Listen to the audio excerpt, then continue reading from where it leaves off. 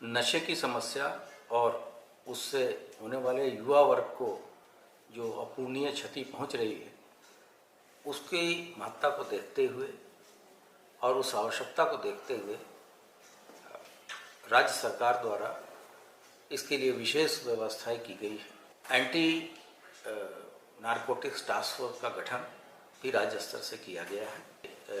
हुक्का बारों पे तथा नशीले पदार्थ बेचने वालों के विरुद्ध विशेष अभियान एक रात में चलाया गया था, जिसमें 5 करोड़ से भी अधिक की नशीले पदार्थ की बरामदगी हुई थी। हमारे हरियाणा बॉर्डर है, दिल्ली बॉर्डर है, नेपाल बॉर्डर है, बिहार का बॉर्डर है, झारखंड का बॉर्डर है और मध्य प्रदेश का बॉर्डर है, राजस्थान का बॉर्डर है। इन गोवंश का भी तस्करी रोकी जाए तो एक हमारे अपने विभाग का भी इन चीज़ों में संलिप्त पाया जाएगा, उनके विरुद्ध भी कठोर कार्रवाई अमल में लाई जाएगी।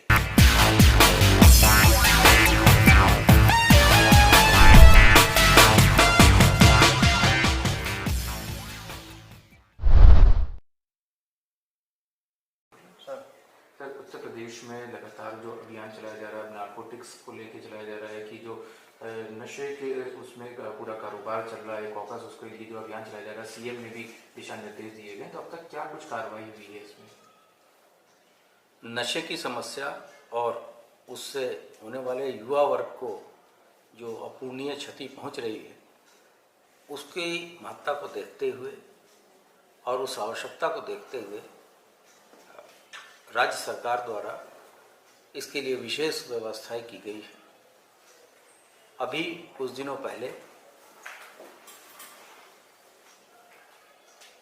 एंटी नारकोटिक्स टास्क फोर्स का गठन भी राज्य स्तर से किया गया है और इसमें जो हमारे रीजन पूरे उत्तर प्रदेश को 3 रीजन में बांटा गया है। मुख्यालय पे भी इसका अनुश्रवण किया जाएगा।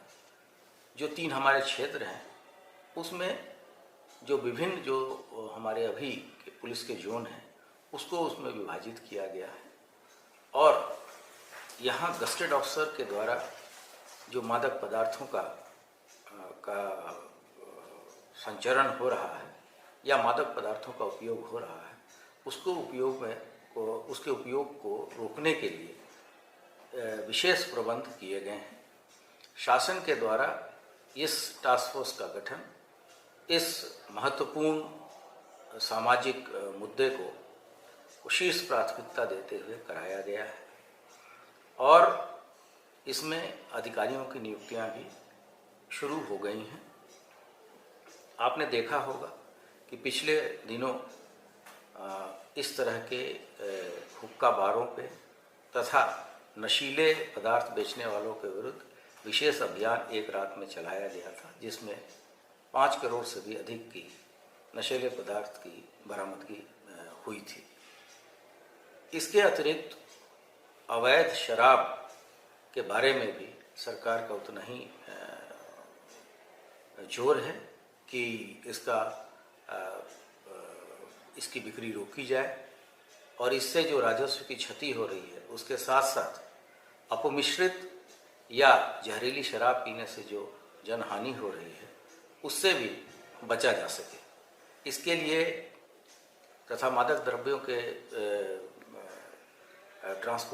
ट्रांसपोर्टेशन के संबंध में जो विभिन्न बॉर्डर्स हैं, जैसे कि हमारे हरियाणा बॉर्डर है, दिल्ली बॉर्डर है, नेपाल बॉर्डर है, बिहार का बॉर्डर है, झारखंड का बॉर्डर है और मध्य प्रदेश का बॉर्डर है, राजस्थान का बॉर्डर है। इन सभी जगहों पे भी जो टास्क फोर्स के अतिरिक्त जो स्थानीय पुलिस है उसको विशेष सतर्कता बरतने के निर्देश दिए गए हैं। ये भी सुनिश्चित कराया जा रहा है कि इन रास्तों से गोवंश का भी तस्करी रोकी जाए।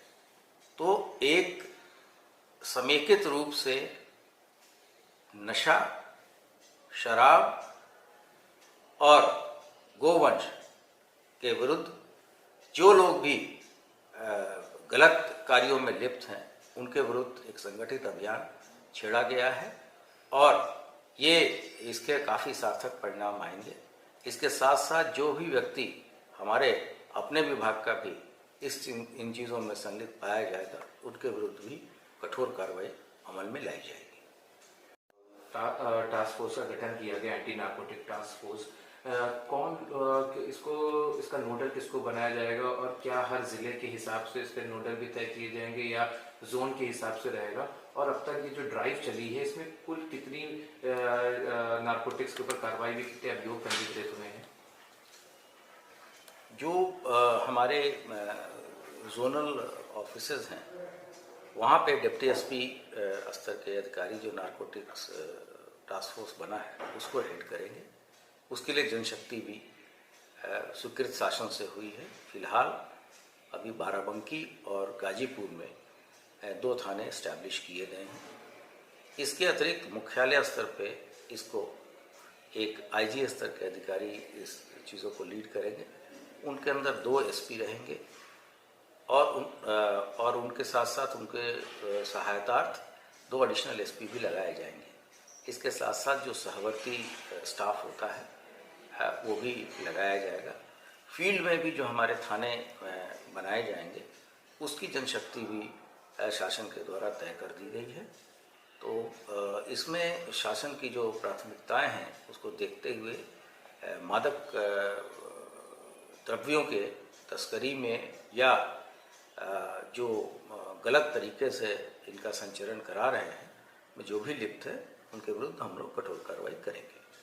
कितने अभियोग पंजीकृत हुए, कितने लोगों को जेल भी जा? अभी जो 2 दिनों में लगभग 720 अभियोग पंजीकृत हो गए हैं और इसमें इस दौरान लगभग 800 लोगों की गिरफ्तारी की गई है।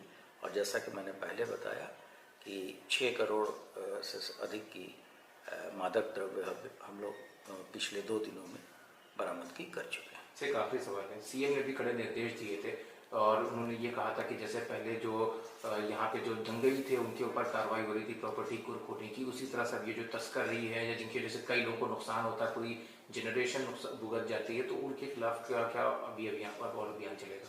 जी, ऐसे लोगों के अवैध संपत्तियों की भी हम जांच कराएंगे और इसमें हमारी जो अन्य केंद्रीय एजेंसियां हैं जैसे नारकोटिक्स कंट्रोल ब्यूरो है, DRI है, सेंट्रल ब्यूरो ऑफ नारकोटिक्स है, इनके भी हम सहायता लेंगे तथा इनके साथ भी सूचनाओं का आदान प्रदान करेंगे और इनके द्वारा जो अवैध संपत्ति अर्जित की गई है उसको भी हम लोग गैंगस्टर एक्ट के तहत जब्त करके या पिट NDPS के अंतर्गत भी इनका डिटेंशन करेंगे, जो कि रासुका की तरह ही एक अच्छा कानून है जिसमें लोग का प्रिवेंटिव डिटेंशन होता है।